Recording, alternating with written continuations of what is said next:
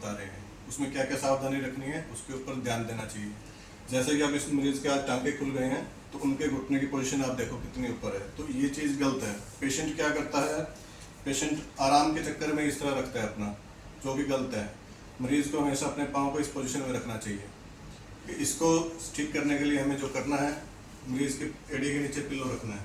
यहाँ पिल्लो रखने के बाद ऊपर से हम यहाँ से प्रेस करेंगे जितना पेशेंट को ठीक लगे, मिनिमम 10 सेकेंड, फिर उसके बाद छोड़ दो, फिर हम दबाएंगे 10 सेकेंड रखेंगे, फिर छोड़ देंगे।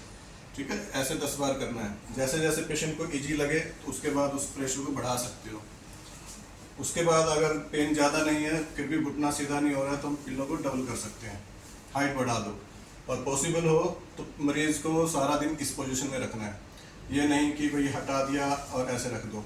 ठीक है, ज़्यादातर पिल्लो इस पोजीशन में रखो ताकि ये चीज़ स्ट्रेच हो जाए और घुटना नीचे की तरफ आ जाए। दूसरी चीज़ क्या इसमें मेन प्रॉब्लम आती है, मोड़ो पाँव को, मोड़ो। अब ये घुटना नहीं मुड़ रहा है, हम लोग इसके ऊपर कभी ध्यान नहीं देते कि घुटना कितना होना चाहिए, कितना मुड़ना चाहिए। अब ये लोग इतना मोड़ पा रहे हैं, सीधा करिए, फिर मोड़ो। तो ये दो कमी रहती है घुटना बदलने के बाद। अगर घुटना बदलने के बाद सक्सेस होना है तो ये दोनों चीज़ों के ऊपर ध्यान देना पड़ेगा।